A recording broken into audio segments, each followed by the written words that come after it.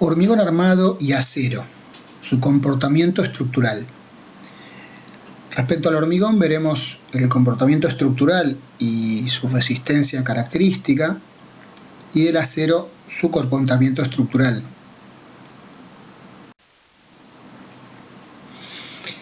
Bien, ¿qué es el hormigón? El hormigón es un material formado por la mezcla de los siguientes materiales: cemento, agua, agregados, aire y eventualmente aditivos en algunos casos. Los áridos, la arena y el agregado grueso, ocupan gran parte del volumen del hormigón y su función es la de proveer el material de relleno relativamente barato, económico, para permitir aumentar el volumen del material cementicio, que es el que aporta mayor resistencia, y proveer una masa de partículas de características adecuadas para resistir la acción de las cargas aplicadas, el desgaste, el pasaje de la humedad, la acción a la intemperie, la acción de la intemperie. Y por último, reducir los cambios volumétricos que se producen en los procesos de fraguado y endurecimiento, y también con los cambios de humedad interna de la pasta de cemento.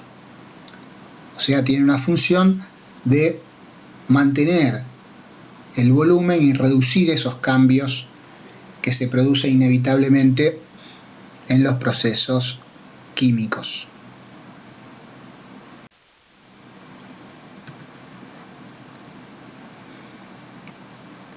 La pasta de cemento, formada por cemento y agua, ocupan el 25% del volumen del hormigón entre las grandes masas de áridos gruesos, y la función que tienen dentro del hormigón es la de llenar esos espacios vacíos entre las partículas de árido, lubricando esa masa plástica antes del endurecimiento y aumentando la impermeabilidad o reduciendo la permeabilidad al material endurecido.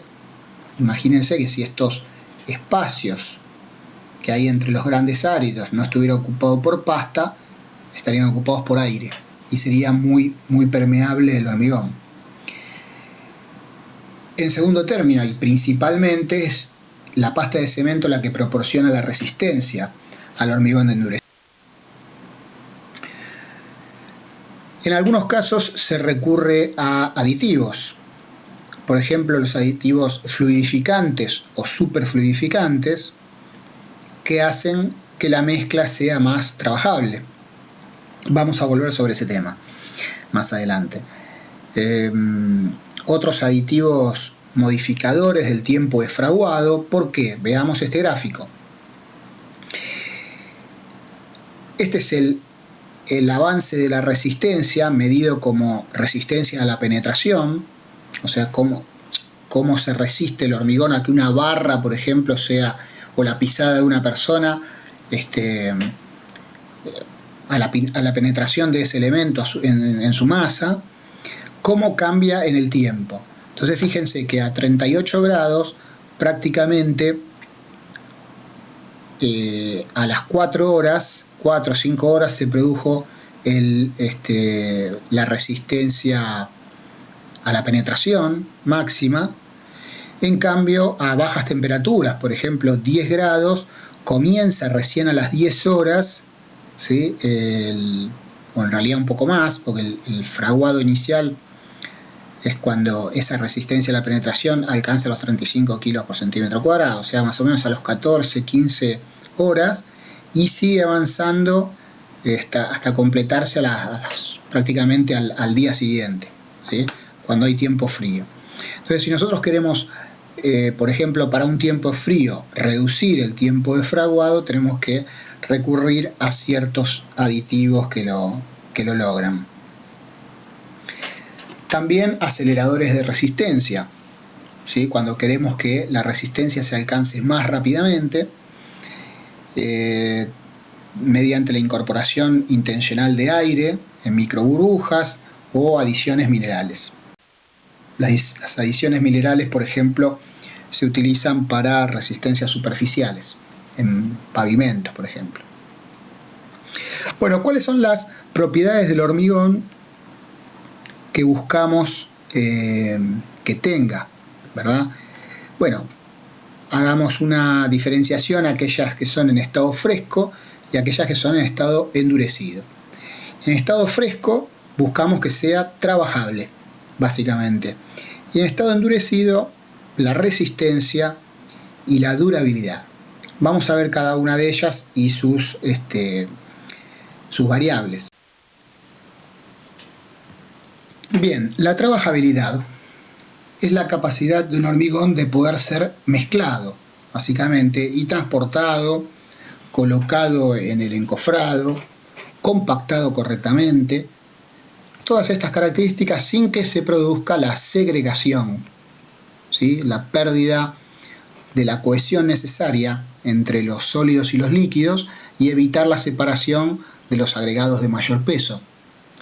Esa cohesión debe ser tal que se mantenga durante el tiempo de mezclado, de transporte. Estamos hablando en general de hormigón elaborado en planta, que se transporta mediante camiones especiales hasta la obra, y esta característica de poder ser mezclado, transportado y luego colocado y correctamente compactado tiene que mantenerse durante todo ese tiempo hasta que termina en su posición final.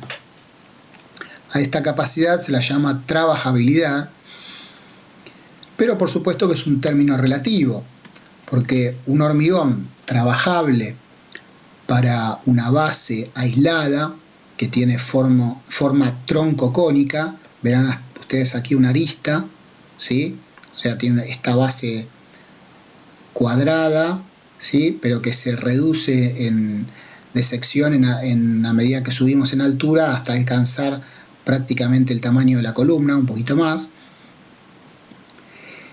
Para hacer esto, que no se hace con encofrado lateral, se lo hace, digamos, a mano,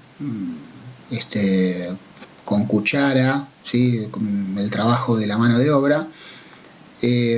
Por supuesto, para eso requiere un hormigón más seco, si me permiten el término, por lo tanto tiene una determinada trabajabilidad, que es distinta a un hormigón que consideramos trabajable, por ejemplo, para una losa o para un pavimento, que es un elemento de gran superficie y pequeño espesor, con una concentración de armaduras relativamente baja y que solo requiere ser esparcido en esa gran superficie, ocupando todos los espacios, pero no necesitamos armar una altura, ¿sí?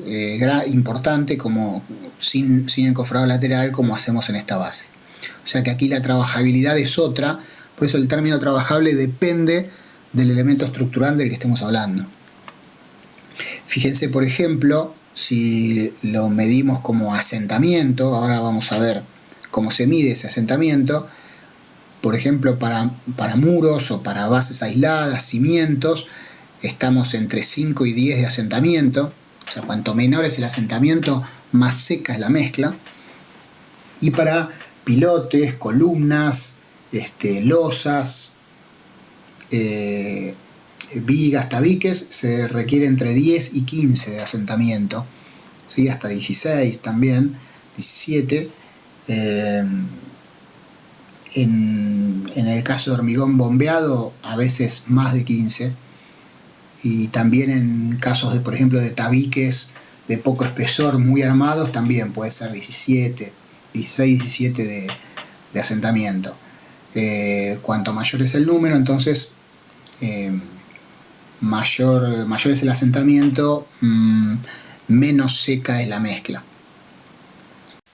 Pero acabamos de nombrar el asentamiento y qué es y cómo se mide. Bueno, está relacionado con el método de ensayo, que es mediante un elemento conocido como cono de Abrams. Tiene una forma troncocónica, es de chapa rígido ¿sí? Y tiene una base, entonces tiene unas determinadas dimensiones normalizadas, se lo llena de hormigón en tres capas, bueno, con una metodología también establecida en las normas, y se retira ese molde y se deja caer el hormigón a la posición que quede, ¿sí? Y se mide desde la altura superior del molde cuánto bajó, ¿sí? Si bajó 5 centímetros, ese es el asentamiento. Si bajó 15 centímetros, ese es el asentamiento. Por eso decíamos que cuanto más bajo es el número del asentamiento, más seco es el hormigón, y cuanto más alto es ese número, será más trabajable para ser colocado, por ejemplo, en un tabique de bajo espesor, o sea, alto asentamiento. Bien, la otra capacidad, otra propiedad que debe tener el hormigón, en este caso en estado endurecido, es la resistencia, ¿sí? Que básicamente es la capacidad del material a soportar cargas o tensiones. En el caso del hormigón, básicamente tensiones de compresión, principalmente, porque es su principal función. ¿De qué depende la resistencia? Veamos primero. Bueno, algunos factores son intrínsecos al material y otros son factores externos. Como factor interno principal es la relación agua-cemento. Cuanto más baja es la relación agua-cemento, digamos, más alto es la resistencia a compresión que puede lograrse, ¿sí? Con esto hay que tener cuidado, porque entonces uno diría, bueno, muy bien, uso 0,30 de relación agua-cemento. Esta relación siempre es en peso, ¿verdad? En peso, en kilos.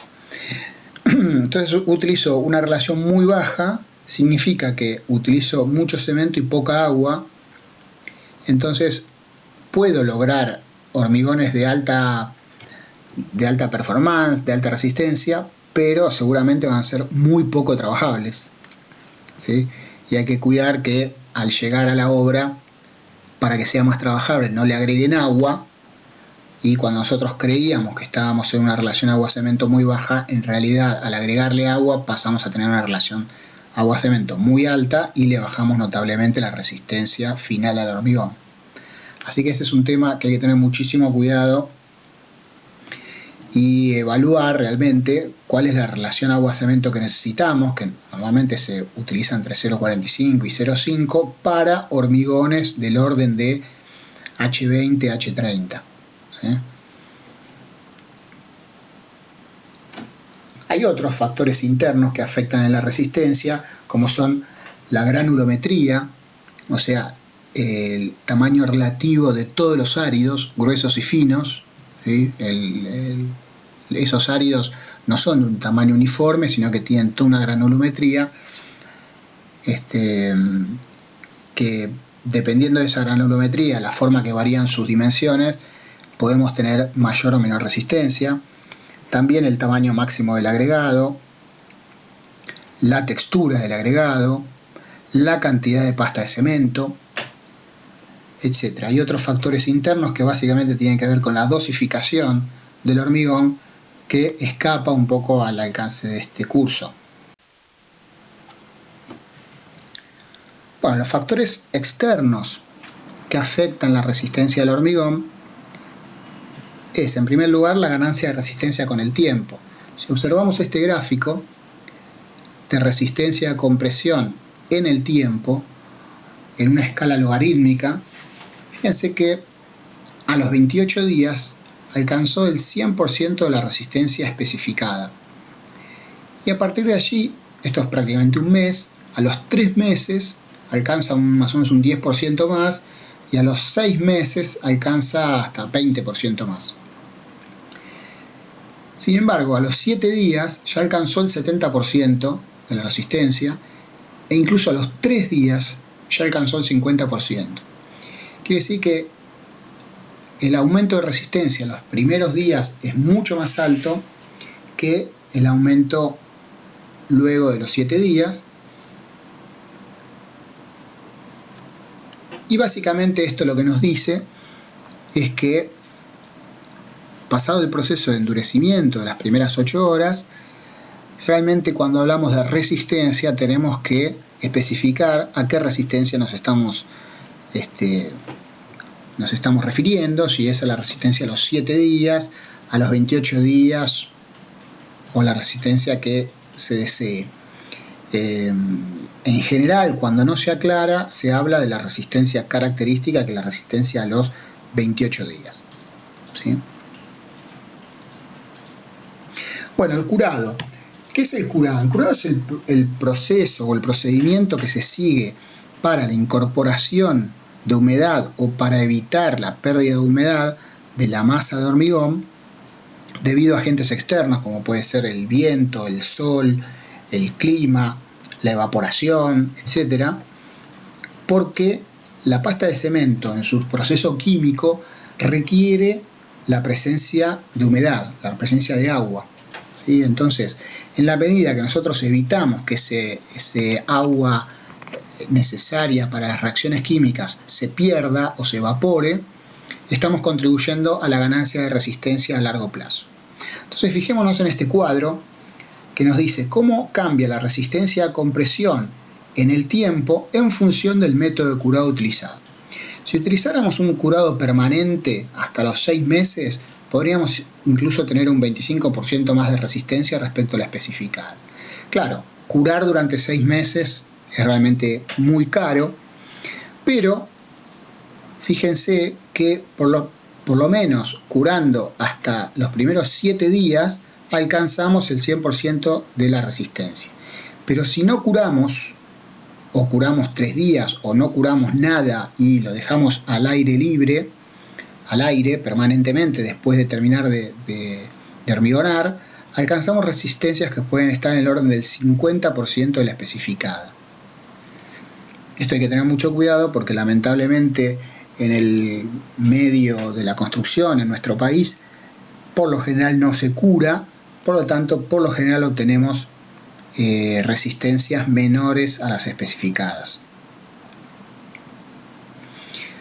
Otro factor que afecta la resistencia al hormigón es la compactación. Para evitar eso lo que se hace es otorgarle a la masa de hormigón en el estado fresco una energía mediante, por ejemplo en este pavimento, mediante una viga compactadora o mediante este vibrador de aguja que se coloca dentro del hormigón o mediante el golpeo del encofrado, etcétera, para quitar esas macro burbujas que pueden quedar u oquedades y generan una compactación inadecuada.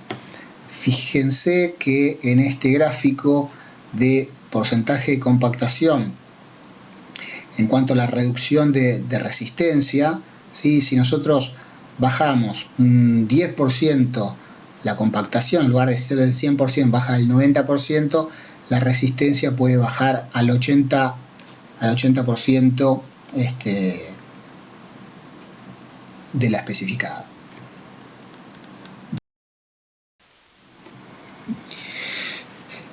Bien, ¿cómo verificamos la resistencia en obra? Nosotros especificamos una resistencia y ¿cómo la verificamos? Bueno, la resistencia se evalúa ensayando a compresión una probeta cilíndrica de 15 centímetros por 30 de alto, en algunos casos de 10 por 20, 10 centímetros de diámetro por 20 de alto, en ciertos casos que el reglamento indica, pero en general es esta probeta, y que se la somete a una carga axil hasta la rotura. O sea, se hace un ensayo y se ve cuál es la resistencia de esa probeta.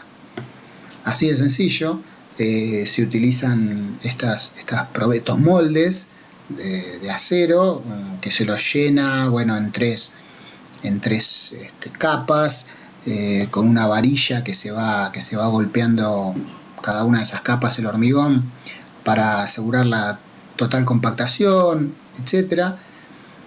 Después se la desencofra, se les hace unos cabezales especiales, ¿sí? Y se la somete a una carga de ensayo hasta la rotura y se mide. esa carga, obviamente, para ver cuál es la resistencia de la probeta. ¿Cuántas probetas se hacen? Bueno, en función de la cantidad de pastones. ¿Qué es un pastón? Bueno, un pastón es cada uno de los camiones que llegaron a la obra para el día de la llenada. Por ejemplo, llegaron 10 camiones, son 10 pastones. Entonces, en función de la cantidad de pastones, el número de muestra. Si es un pastón, será una muestra, 2 a 5 pastones, 2 muestras. Por ejemplo, 11 a 20 pastones son 4 muestras, y por cada 10 pastones adicionales será una muestra más de esas 4. De cualquier manera, cuanto más ensayos hagamos mejor. Este es el número mínimo para que tengan una idea nada más. Una vez que tengamos todos los resultados de ensayo, los vamos a analizar para ver qué me dicen, qué hormigón estamos teniendo en obra. Entonces supongamos que hicimos una cantidad grande de ensayos y los agrupamos por resultado. O sea, agrupamos todos juntos los que me dieron 19 megapascales, todos juntos los que me dieron 20, 21, 22, y cada valor tendrá una cantidad de ensayos, de resultados que dieron ese valor, ¿sí? Entonces, todo eso lo graficamos, ¿sí?, en función de la resistencia a compresión, y nos va a dar una curva como esta, conocida como campana de Gauss, donde este valor es el valor medio, ¿sí?, el valor que más veces, más ensayos se repitieron. Por ejemplo, en este caso, más o menos 26, 27 megapascales es el valor medio, ¿sí? Bueno, ¿cuál es entonces la resistencia que caracteriza a ese hormigón? ¿Cuál será ese valor medio? Ese valor medio, si nosotros tomáramos ese valor medio, estaríamos diciendo que la mitad de los ensayos dieron una resistencia mayor, pero la mitad de los ensayos dieron una resistencia menor. Entonces, los reglamentos consideran que esa no es la resistencia que caracteriza al hormigón, sino que es aquella superada por el 90% de los ensayos. Entonces, si tomamos esta curva y esta parte rayada representa al 10% de ese área, o sea, al 10% de los ensayos, muy bien, quiere decir que esta que está acá, más o menos 20 o 21 megapascales, va a ser la resistencia característica del hormigón resultante de estos ensayos, de este conjunto de ensayos. Fíjense la diferencia que hay entre ese valor y el valor medio. En el reglamento SIRSOC 201 se establecen las clases de hormigón, se los denomina en función de su resistencia. Fíjense en la importancia que tiene la resistencia característica o resistencia especificada a compresión, que la designamos como F'C, ¿sí? Y bueno, la denominación será, por ejemplo, un H30 es cuando la resistencia especificada a compresión es de 30 megapascales o 300 kilos por centímetro cuadrado, por ejemplo, ¿verdad? O H20 serán 20 megapascales, la resistencia a compresión. Normalmente la letra F minúscula se utiliza en el reglamento para tensión, la C de hormigón, proviene de la letra inglesa concrete, y la prima superior significa compresión. Vamos a un ejemplo. En este ejemplo se hicieron numerosos ensayos. ¿Cuántos ensayos se hicieron? A ver, en total 215 ensayos. Una obra grande, evidentemente. Se hicieron 215 ensayos, ¿sí? Entonces se los agruparon. Todos los resultados entre 151 y 160 kilos por centímetro cuadrado, o sea, entre 15 y 16 megapascales, ¿cuántos dieron? 2. De 161 a 170, ninguno. De 171 a 180, 7. Así, 11, 10, acá está la mayoría, 21, 28, y empiezan después a bajar otra vez y entre 311 y 320 dio uno solo, y más de 320 ninguno. Entonces ahí lo graficamos con barras. Fíjese que la campana de Gauss más o menos se mantiene, se produce, ¿no? ¿Cuál es el valor medio? Y el valor medio debe andar por acá, debe andar en los 230 kilos por centímetro cuadrado, o sea, 23 megapascales más o menos, ¿sí? La media. Sin embargo, hice acá con Excel qué porcentaje representa cada uno de esos conjuntos: el 1%, nada, el 3%, el 5%, 5%, 12%, 14%, etc. Y eso mismo en forma acumulada, ¿sí? En forma acumulada. Y si a 100% le resto el acumulado, por ejemplo acá 100 menos 1 es 99, se mantiene en 99 porque acá no había ningún ensayo. Acá pasó a ser 4%, por lo tanto los que superan es el 96%, y así sucesivamente hasta llegar al final, que es 0. O 0 o 0, ¿no? Porque acá un ensayo es casi 0. Entonces, si decimos que la resistencia característica es aquella que es superada por el 90% de los ensayos, más o menos va a estar por acá, o no superada por el 10%, o sea, 1, 1, 4, 9, acá ya es 14, o sea que debe andar por acá. O sea que la resistencia característica en este caso es 190 kilos por centímetro cuadrado y no la media de 230.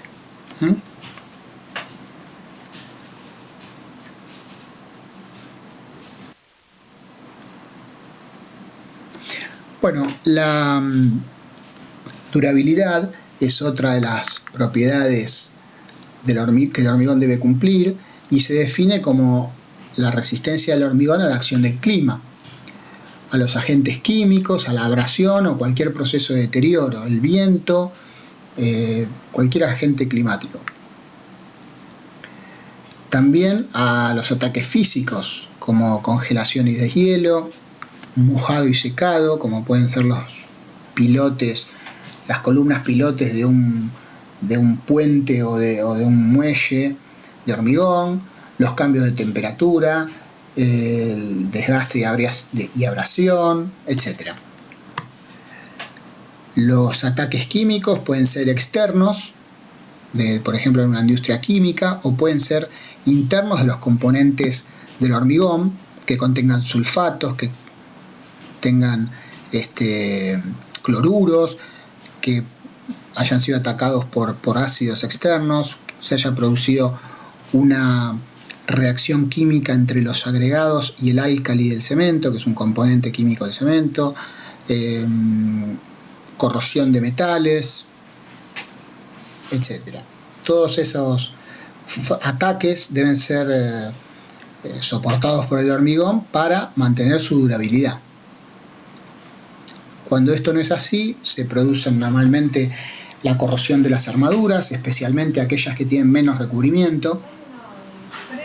La oxidación de las armaduras es un proceso de aumento de volumen, y por lo tanto ese aumento de volumen genera que estalle el recubrimiento y quedan más expuestas las armaduras, y por lo tanto ese proceso va siendo cada vez recursivo y cada vez más dañino para las armaduras.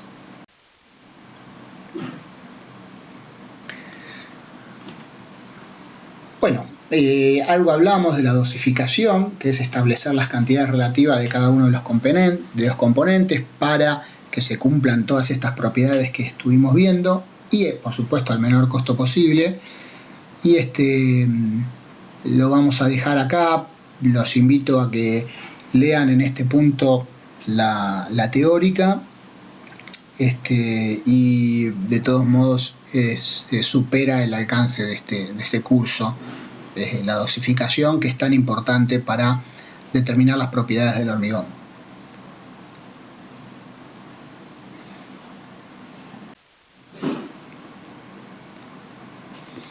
Bueno, respecto al comportamiento estructural del hormigón,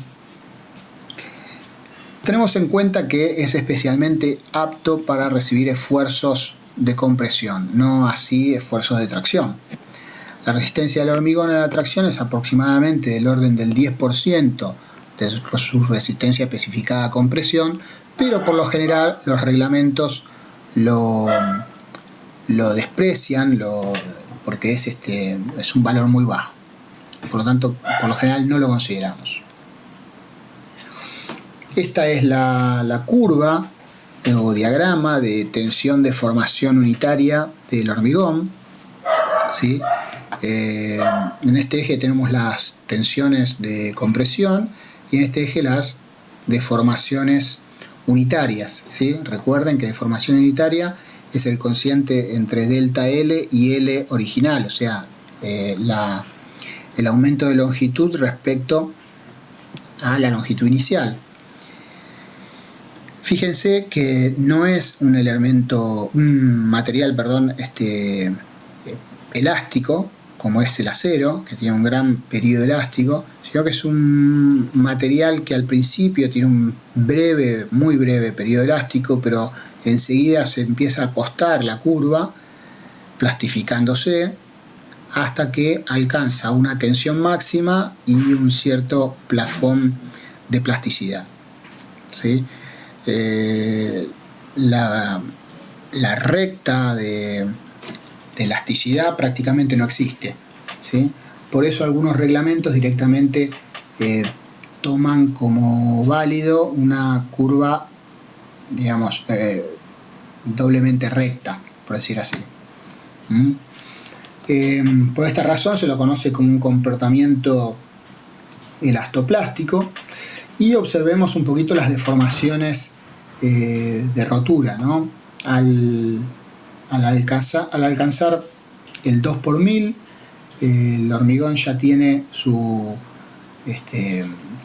tensión máxima, y al 3,5 por 1000 rompe, ¿sí? 3,5 por 1000 de deformación específica.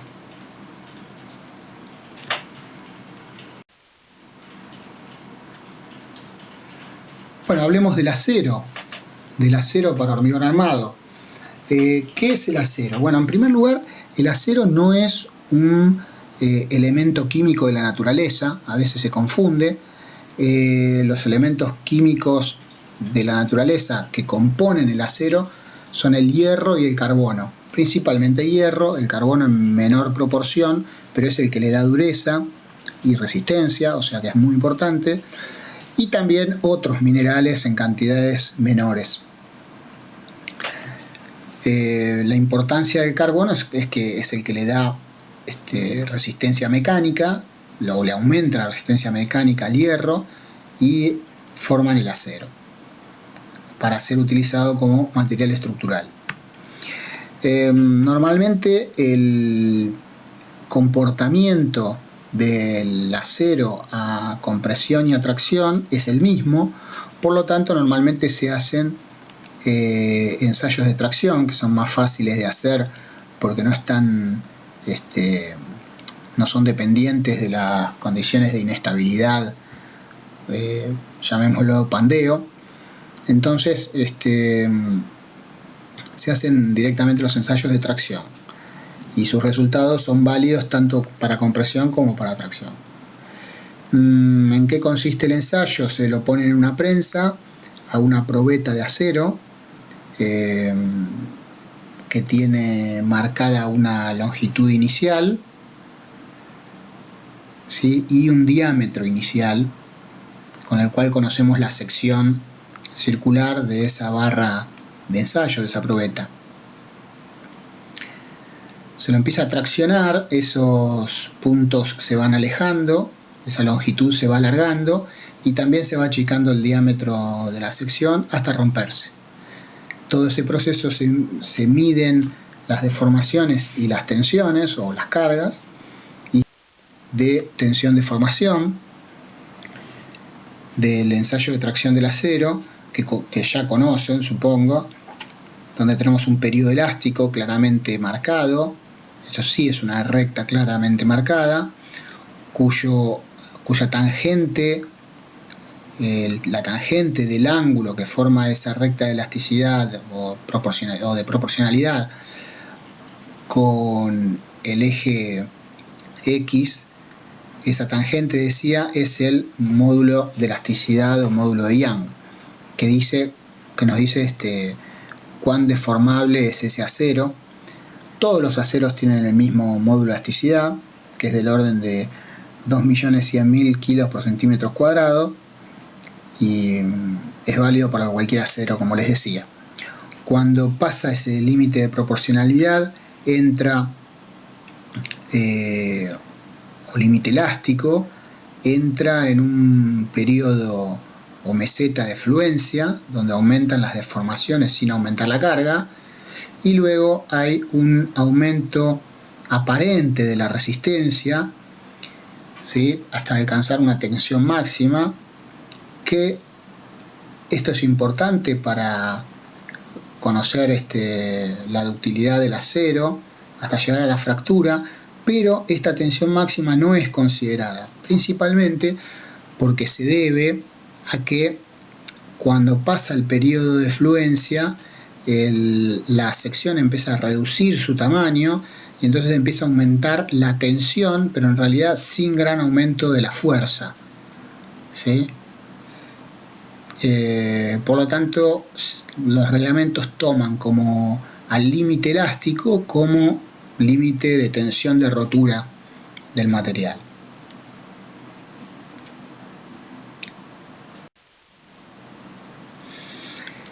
Los materiales los aceros de uso comercial en nuestro país son básicamente dos, o tres. El ADN 420 es el más común para utilizar en barras, ¿sí? El 240, que prácticamente no se usa para hormigón armado, ¿sí? Y el diagrama que utiliza el reglamento es no, como les decía, no considera este aumento de tensión del gráfico. Fíjense que las deformaciones unitarias del acero son del orden, hasta llegar a la rotura total, son del orden del 20 por 1000, o sea, el 2%, o sea, muchísimo más altas que la del hormigón.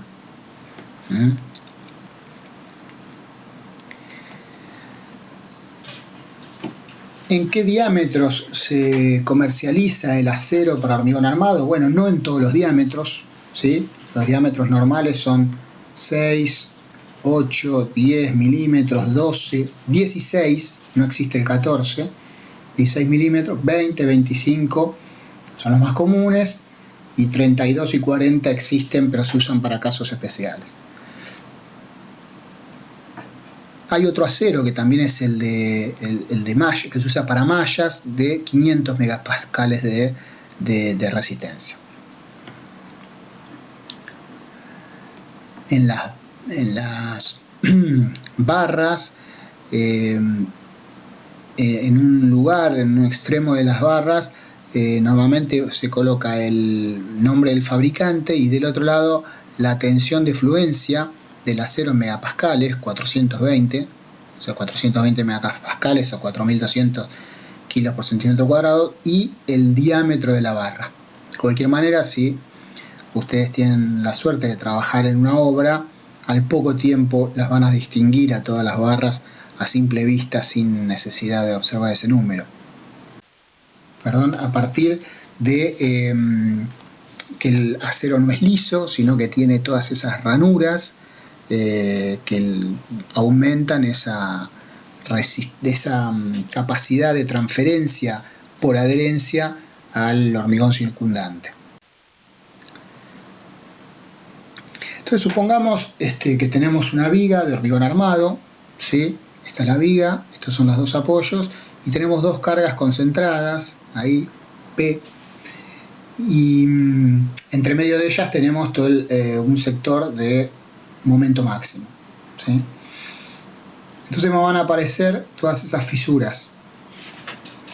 Esto que les voy a comentar ahora es una primera introducción, por favor presten atención. Vamos a tomar esta sección, cualquiera, que está por acá al medio, ¿sí? Esa sección la dibujamos acá en forma rebatida, o sea, la quitamos de este lugar y acá la rebatimos y la dibujamos de frente, ¿sí? Al dibujarla de frente nos aparece este término B o ancho de la viga, que en esta figura no se ve, porque es perpendicular a la pizarra. Y aparecen las armaduras, que acá se veían de punta a punta, ¿sí? Desde una vista lateral, y en esta vista de la sección se ven exactamente las 3 armaduras con su sección, supongamos, ¿sí? Entonces observamos esa sección y decimos, bueno, ¿qué pasa con la fibra superior? Se comprime, entonces acá tenemos fibras comprimidas. ¿Qué pasa con las fibras inferiores? Se traccionan, se alargan en la deformación, ya tenemos fibras traccionadas, y esta sección, entonces, ahora que la dibujamos otra vez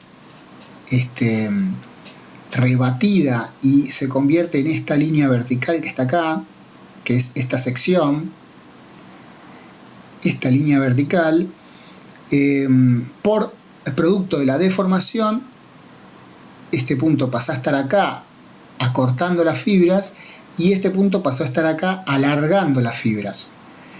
Y todas las fibras interiores estarán, las de acá abajo alargadas, o sea en tracción, y las de acá arriba acortadas en compresión, en una distribución lineal, porque sabemos que la sección plana se mantiene plana después de la deformación. Esa es una hipótesis de nuestros materiales, una hipótesis algo falsa, pero aceptablemente cierta. Entonces así es como tenemos para flexión el diagrama de deformaciones unitarias de una sección cualquiera ubicada por acá. Ese diagrama de deformaciones unitarias lo pasamos a diagrama de tensiones en la sección, pasando cada uno de estos valores de deformación unitaria por el gráfico de tensión-deformación del hormigón. Entonces, esta deformación unitaria de compresión se convierte en esta tensión de compresión. Todas estas que son lineales, más o menos me dan un gráfico lineal acá arriba, ¿sí? Y estas que son de tracción, si no se llegó a fisurar el hormigón, o sea, si no se llegó a alcanzar la deformación unitaria de rotura del hormigón para tracción, porque acá abajo tengo tracción, entonces podemos observar entonces tensiones de tracción en el hormigón. Bueno, si esto es posible, es lo que llamamos que estamos en estado 1, o sea que la zona de tracción del hormigón no se encuentra fisurada, de modo que el hormigón también soporta tracciones. Esto es para cargas muy bajas únicamente. El estado 1 es solamente para cargas muy bajas. Porque en la medida que aumentan las cargas, esto cambia. Cuando empiezan a aumentar las cargas pasamos a lo que llamamos estado 2. La zona de tracción del hormigón presenta ya numerosas fisuras y los esfuerzos de tracción son soportados exclusivamente por la armadura, que es lo que pasa en el 99% de las estructuras que analizamos. Otra vez, tomamos una sección por acá, la dibujamos rebatida, vemos el ancho ahora, vemos las armaduras, y para analizar sus deformaciones y tensiones, la volvemos a rebatir, y ahora la vemos como esta sección que está acá, y nos fijamos, ¿qué pasó con la deformación? La deformación es esta. Bien, quiere decir que las fibras inferiores se traccionaron o se alargaron, y las fibras superiores se acortaron o se comprimieron. Entonces tengo deformaciones unitarias de compresión arriba, deformaciones unitarias de tracción abajo, y varían linealmente en toda la sección, porque esta sección que era plana se mantiene plana después de la deformación. Entonces tenemos el gráfico de deformaciones unitarias. ¿Cómo pasamos al gráfico de tensiones? Bueno, esta deformación unitaria, pasada por el gráfico de tensión-deformación unitaria del hormigón, se convierte en esta tensión de compresión. linealmente van bajando esos valores de tensión hasta llegar al eje neutro. Esto se mantiene recto, más o menos recto, pero a partir del eje neutro hacia abajo, donde la zona está traccionada con tracciones de valores importantes, directamente la tensión, aunque tengamos deformaciones unitarias, como ya está fisurado, las tensiones de tracción son nulas en el hormigón y solo tenemos tensión de tracción en el acero. ¿Sí? Bueno, los reglamentos nos dicen que para el cálculo directamente siempre consideremos el estado 2, o sea que las cargas son lo suficientemente grandes para considerar que la sección trabaja fisurada, o dicho de otro modo, la capacidad de tomar tensiones de tracción por parte del hormigón son nulas, son despreciadas. Bueno, por último, ya que hablamos de la adherencia, pensemos que esa barra de acero que tiene esfuerzos de tracción, hay un momento que llega a anularse la necesidad de tracciones, y hasta ese lugar podría llegar la barra y cortarse y no continuar. Supongamos que tengo necesidad de tracción en esta barra hasta acá, hasta este punto, de acá podría terminar la barra y no continuarse. Eso no es así, porque a partir de ahí la barra tendría que ser capaz de transferirle al hormigón ese esfuerzo que traía. Ya no tiene en la siguiente sección necesidad de absorber nuevos esfuerzos, pero traía un esfuerzo que debe ser transferido al hormigón. Por lo tanto, se le agrega una longitud a esa barra, que es la que se llama longitud de anclaje. ¿Sí? Y depende esa longitud del diámetro de la barra, o sea, del esfuerzo que es capaz de transferir, y del grado de adherencia que hay entre el acero y el hormigón. También depende de la zona donde está, porque hay zonas de mejor adherencia entre el hormigón y el acero que otras. Normalmente entonces la longitud de anclaje va a estar en el orden de entre 40 y 60 diámetros de la barra, 40 o 60 veces el diámetro de la barra, salvo que recurramos a lo que se llaman ganchos, ¿sí? A ganchos en U, donde se puede bajar a 20 diámetros, pero esto prácticamente ya no se utiliza. O sea, evidentemente el gancho es el más efectivo para asegurar el anclaje de la barra, pero ya no se utiliza porque ocupa mucho más espacio y mayor mano de obra, pero eran necesarios cuando el acero era liso y tenía bajas tensiones de adherencia. Por lo tanto, si ustedes ven en alguna oportunidad una demolición de una obra muy antigua, de principios del siglo XX, por ejemplo, van a ver que los hierros eran lisos y que los anclajes eran predominantemente de gancho.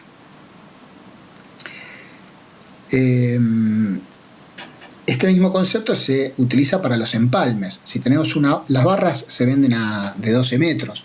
Si tenemos una necesidad de armadura de 15 metros, por ejemplo, ¿cómo hacemos para con barras de 12 metros lograr los 15 metros?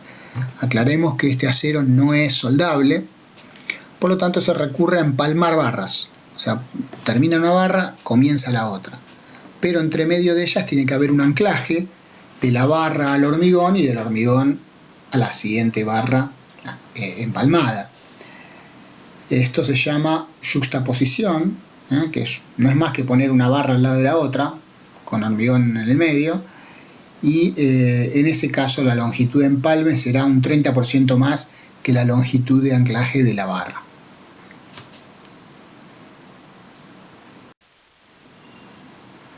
Bueno, en el driver tienen la bibliografía, que se las nombro acá también. Está disponible en el driver para que puedan completar los conceptos que comentamos.